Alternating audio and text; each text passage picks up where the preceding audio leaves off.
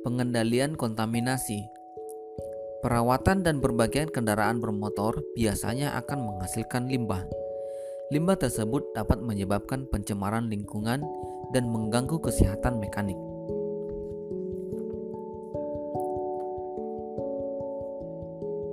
Limbah otomotif harus ditangani dengan tepat agar tidak menimbulkan pencemaran lingkungan dan mengganggu kesehatan.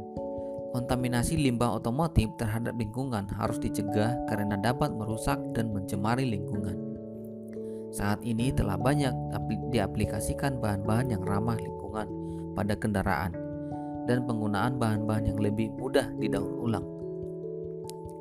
1. Pengendalian kontaminasi bahan bakar. Bahan bakar yang digunakan kendaraan secara garis besar ada dua, yaitu bensin untuk motor bensin dan solar untuk motor diesel. Bahan bakar tersebut terbuat dari hasil penyulingan minyak bumi dan berpotensi mencemari lingkungan. Hasil pembakaran bahan bakar seharusnya berupa gas karbon dioksida atau CO2 dan air atau H2O. Akan tetapi, kenyataannya pembakaran tidak dapat selalu sempurna sehingga ada bahan bakar yang tidak ikut terbakar. Pembakaran yang tidak sempurna akan menghasilkan polutan berupa gas sisa hasil pembakaran tersebut. Polusi yang ditimbulkan oleh bahan bakar bermacam-macam, antara lain A. Uap bahan bakar atau gas hidrokarbon atau HC merupakan polutan yang berbahaya bagi kesehatan apabila jika terlalu banyak terhirup. B. Pembakaran tidak sempurna akan menghasilkan jelaga atau gas karbon monoksida atau CO. Gas CO ini tidak berwarna dan tidak berbau, tetapi sangat berbahaya bagi manusia.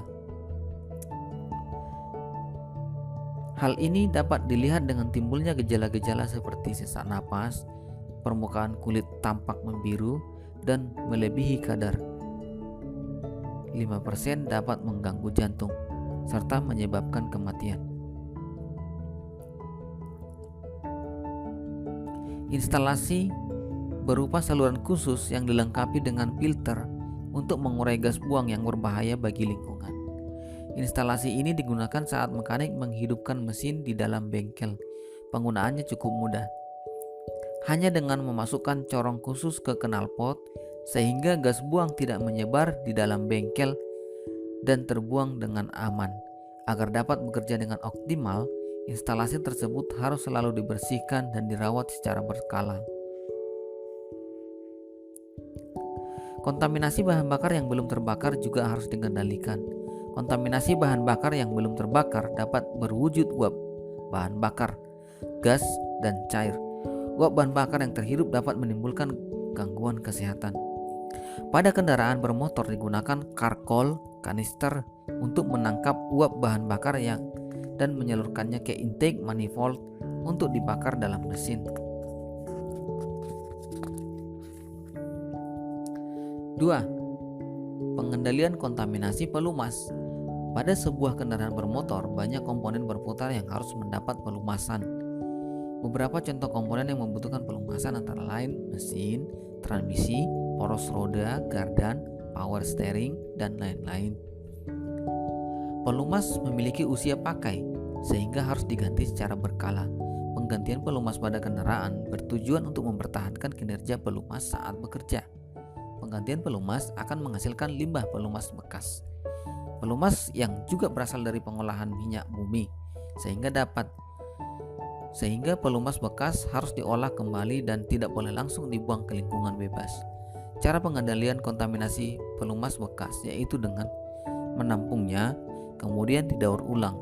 Daur ulang pelumas bekas bertujuan untuk menghemat pemakaian minyak bumi, karena minyak bumi tergolong sumber daya alam yang tidak dapat diperbaharui. 3. Pengendalian kontaminasi komponen.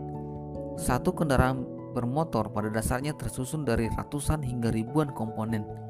Komponen-komponen yang ada tidak membutuhkan penggantian selama kondisinya masih baik.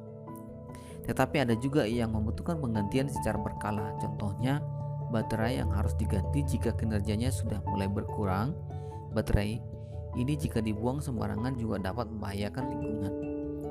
Namun karena komponen dari baterai bekas masih ada yang dapat digunakan kembali, kembali sehingga baterai bekasnya biasanya didaur ulang kembali. Komponen logam pada kendaraan yang sudah rusak masih dapat didaur ulang sehingga tidak mencemari lingkungan. Komponen plastik, karet tidak boleh dibuang ke lingkungan bebas karena sulit terurai dan mencemari lingkungan. Komponen plastik dan karet yang tidak terpakai harus dikumpulkan dan didaur ulang. Contoh komponen karet yang sering menimbulkan kontaminasi adalah ban. Ban bekas yang dibuang sembarangan dapat mencemari lingkungan. Saat ini, hampir semua komponen kendaraan sudah dapat didaur ulang jika sudah rusak atau sudah tidak terpakai lagi. Hal ini sesuai dengan misi pabrikan kendaraan bermotor untuk menghasilkan produk ramah lingkungan, termasuk di dalamnya kemudahan daur ulang komponen-komponennya.